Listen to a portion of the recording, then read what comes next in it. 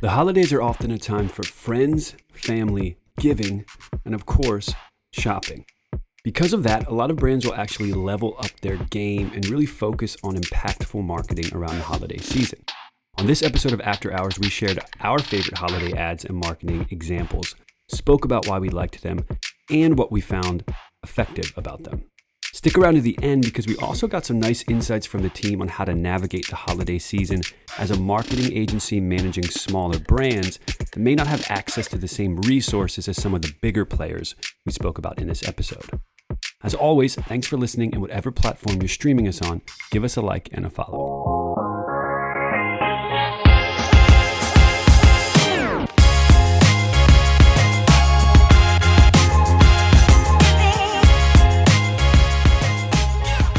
Welcome back to Tower After Hours. This is episode 55.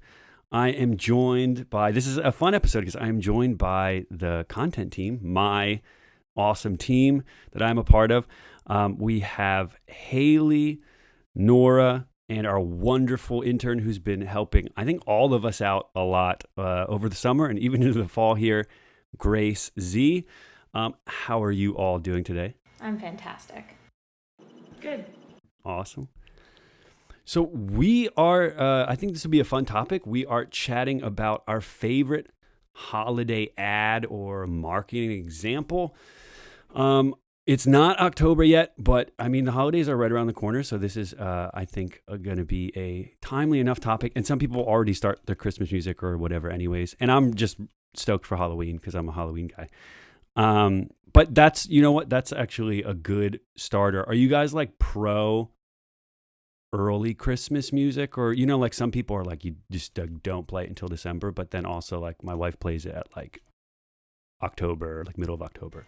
My line is Thanksgiving, but it is only because people around me restrain me. If I had no one to yell at me for listening to it year round, I probably would, but I would get sick of it.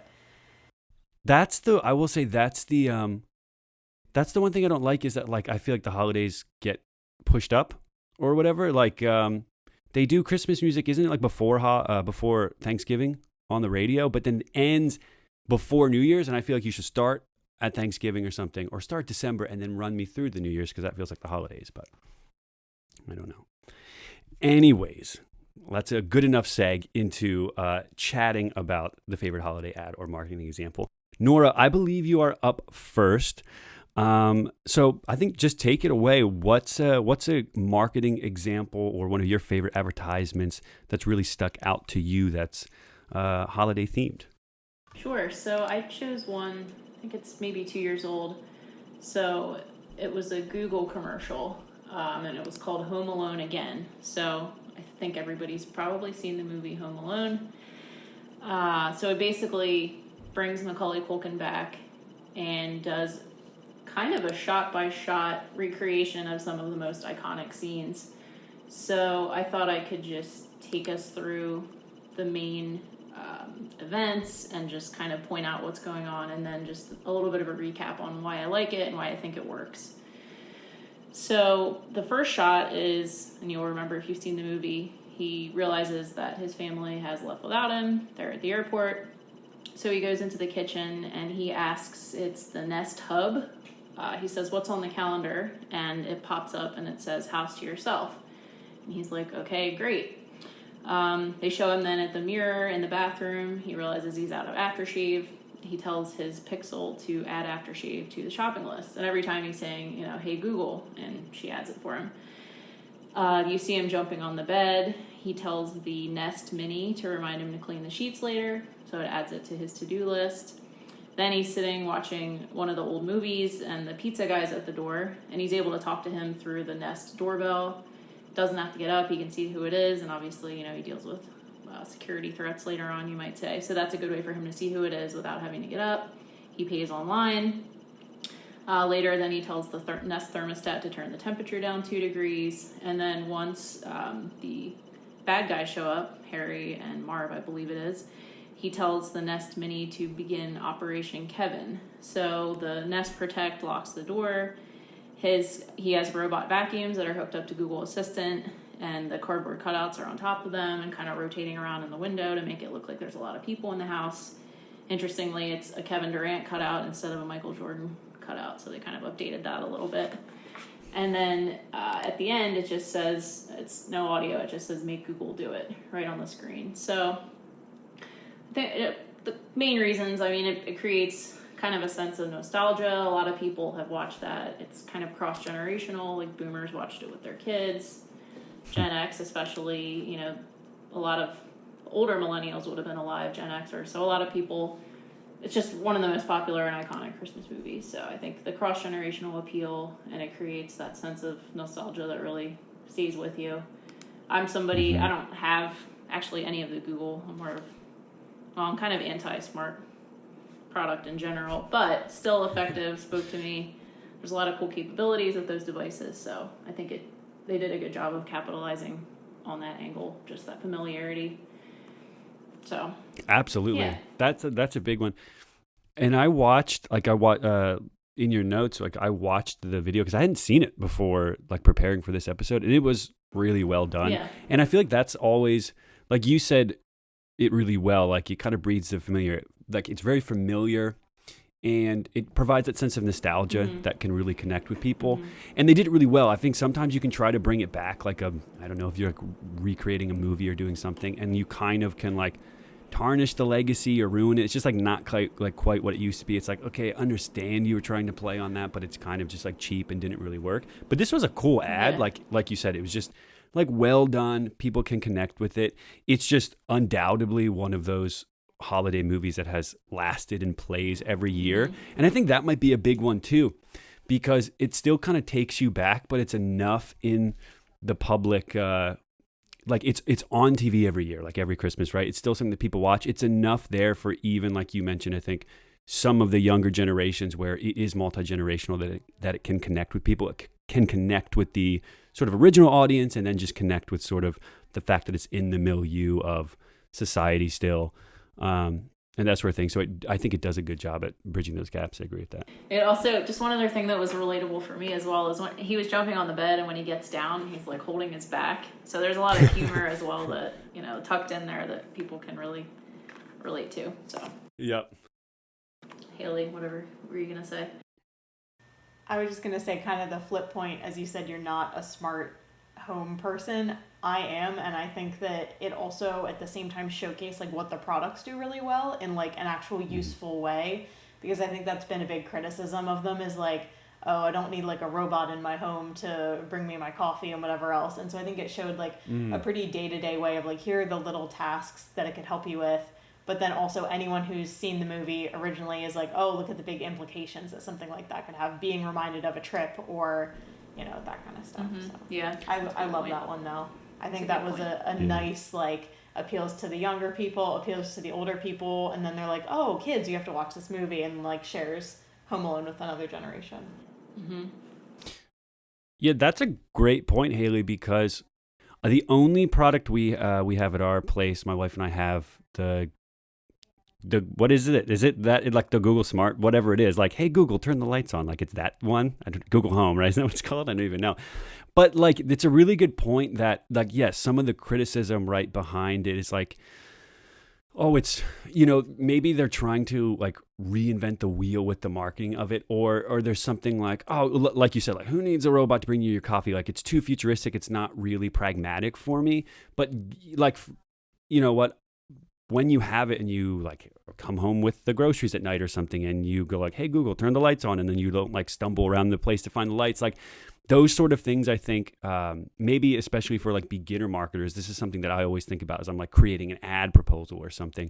And we've spoken about this before, but not always feeling like you have to reinvent the wheel, and really like focusing on and highlighting what the thing actually does, because that's what people want it for.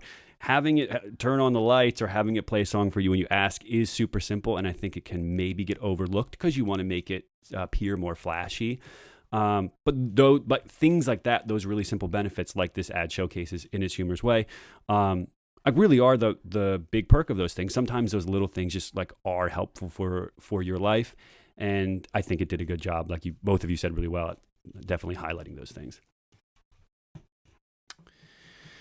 Well, cool. I mean, that's a great one. I think let's seg right into Grace. You have one for us as well. So why don't you dive in and tell us about which holiday ad or marketing example really stuck out to you?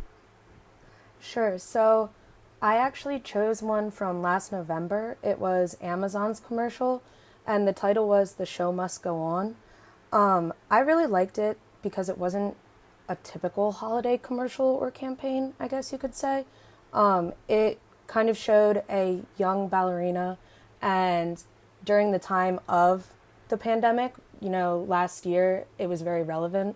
And it shows her first taking her classes, going to school, but eventually classes get canceled, school gets canceled, and because of the pandemic, all these things start getting shut down. And regardless, she continues to practice and train and dance wherever she can.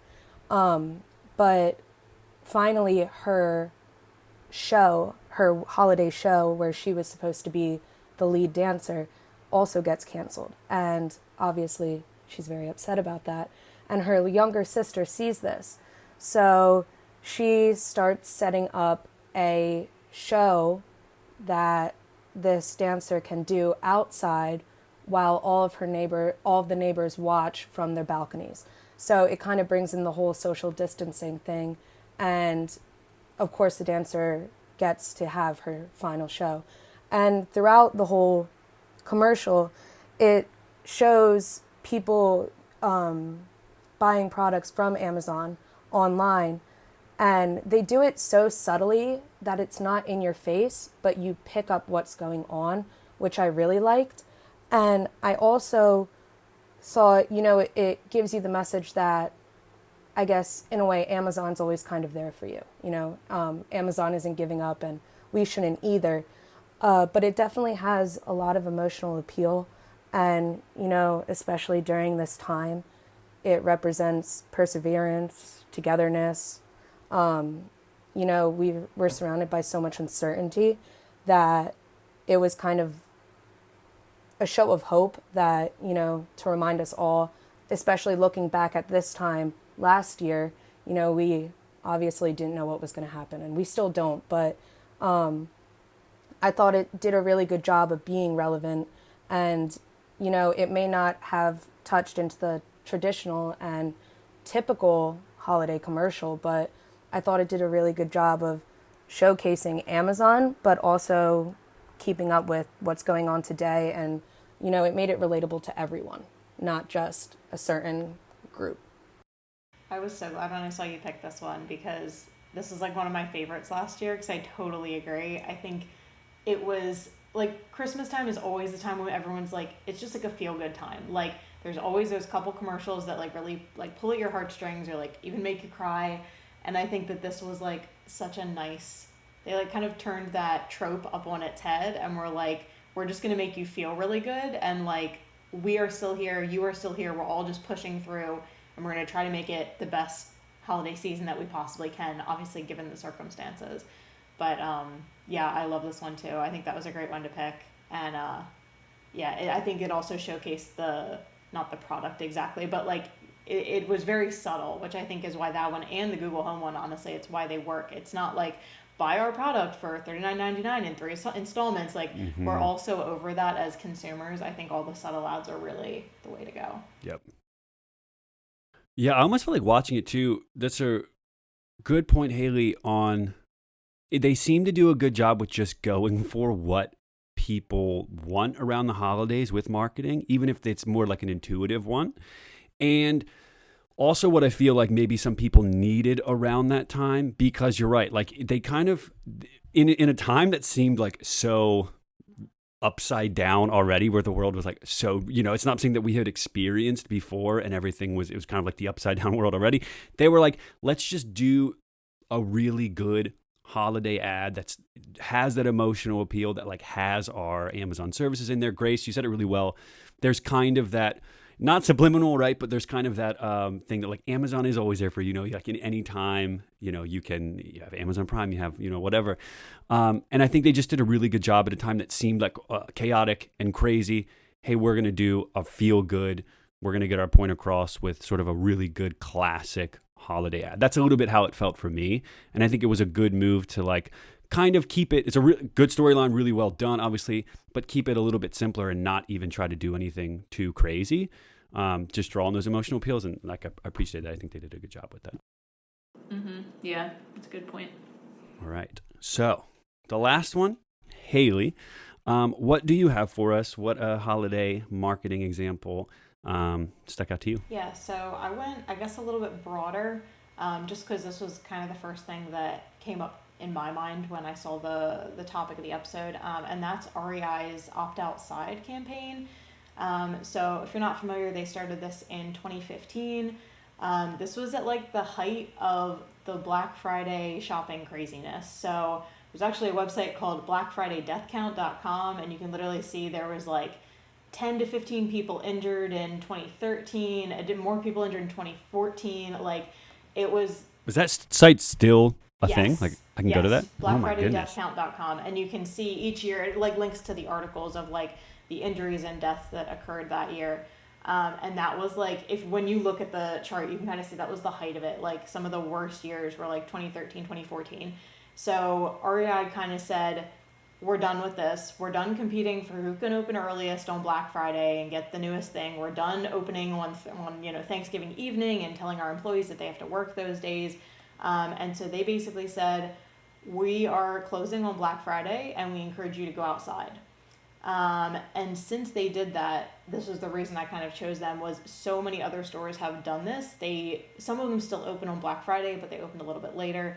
They've just kind of backed off from just the aggressiveness, I guess.